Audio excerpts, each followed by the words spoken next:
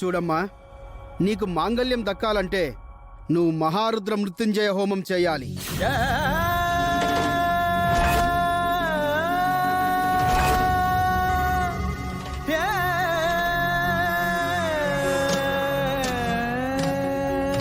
ఐదుగురు ముత్తైదువుల దగ్గరికి వెళ్ళి భిక్షాటన చేసి ఆ భిక్షంతో శివయ్యకి ప్రసాదం చేసి స్వయంగా నువ్వే సమర్పించాలి.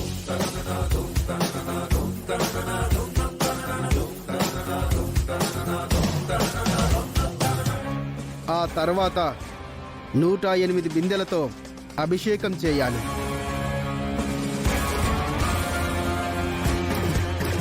అలాగే ఐదుగురు ముత్తైదువుల దగ్గర పసుపు కుంకుమలు తీసుకువచ్చి పార్వతీదేవికి కుంకుమాభిషేకం చేయాలి. ఇదంతా చాలా నియమనిష్టలతో చేయాలి. ఎక్కడైనా వ్రతభంగం కలిగిందంటే నీ భర్త ప్రాణాలకే ప్రమాదం.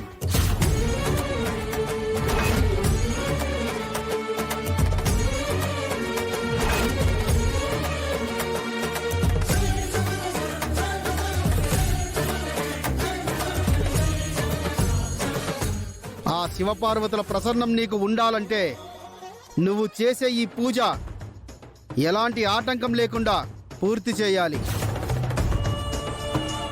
ఎంత కష్టమైనా చేస్తాను స్వామి. ఈ వ్రతాన్ని పూర్తి చేసి తీరుతాను.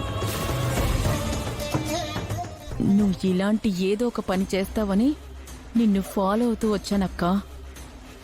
బాల ప్రాణాలు తీయడమే మా లక్ష్యం. నువ్వు కాపాడుతానంటే ఎలా?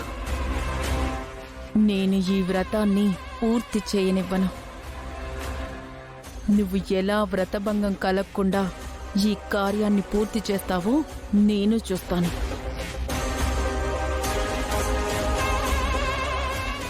విజయోస్తు.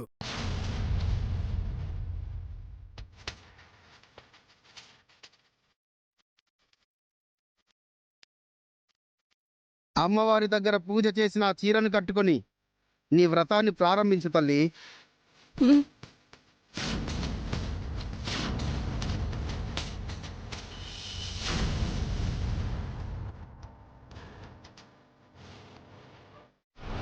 కన్నయ్య, కన్నయ్య, కన్నయ్య, ఒక్కసారి కళ్ళు తెరిచి చూడరా.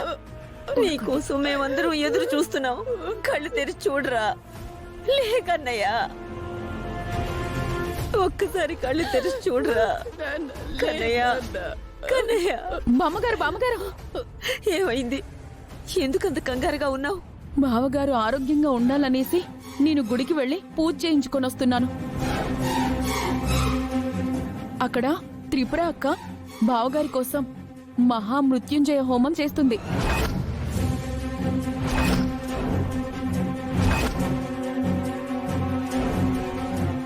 ఆ హోమంలో ఏదన్నా ఆటంకం జరిగితే బావగారి ప్రాణాలకే ప్రమాదమని అఘోరా చెప్తుంటే విన్నాను.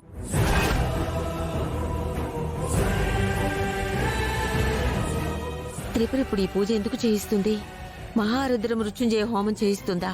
ఈ హోమం ఆ రోజు నేను ఆయన కోసం చేస్తూ ఆటంకాలు రావడం వల్ల ఆయన నాకు ప్రాణాలతో దక్కలేదు. ఎంత ప్రమాదమైన వ్రతం చేపట్టింది యశోదా.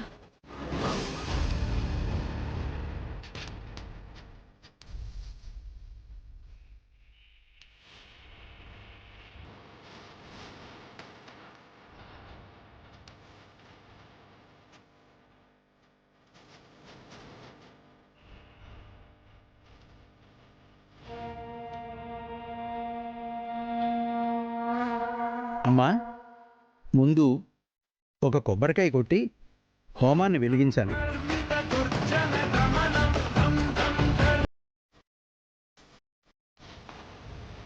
స్వామి, నాకు ఏ విఘ్నాలు అడ్డు తగలకుండా ఈ మృత్యుంజయ హోమాన్ని జరిపించు. బాలగారు కోలుకునేలా చేయి స్వామి. త్రిపుర,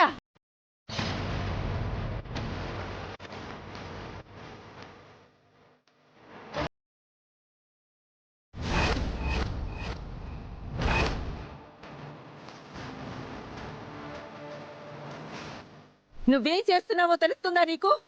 బాలగారు కోలుకోవాలని మృత్యుంజయ హోమం చేస్తున్నాను. వద్దు.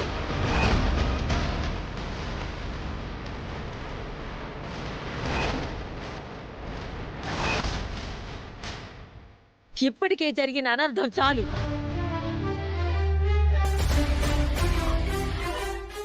వాడక్కడ చలనం లేకుండా జీవోత్సవంలా పడి ఉన్నాడు. ఏ క్షణంలో ఏమవుతుందోనని నాకు చాలా భయంగా ఉంది. నువ్వు జరిపించే ఈ హోమంలో ఏదైనా అపశృతి జరిగితే అది నా కన్నయ్య ప్రాణాలకే ప్రమాదం.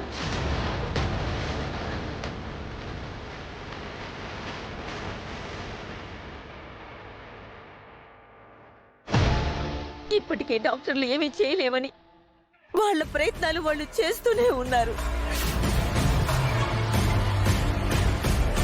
ఎవరైనా స్పెషలిస్టులు ఉన్నారా అని అనంతు, వాసుదేవు అన్ని ప్రయత్నాలు చేస్తూనే ఉన్నారు.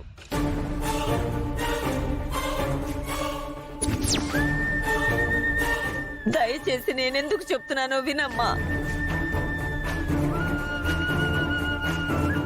ఈ మృత్యుంజయ హోమం చెయ్యొద్దు. నా మాట విను త్రిపుర. బాలగారిని బతికించుకోవడానికి నేను జరిపించే ఈ హోమం ఎందుకు చేయకూడదు? పూజారి గారు, ఈ హోమంలో అపశృతి జరిగితే ఏమవుతుంది? ఈ హోమంలో అపశృతి జరిగితే ఎవరి గురించైతే ఈ హోమం జరిపిస్తున్నారో వాళ్ళ ప్రాణాలకే ప్రమాదం.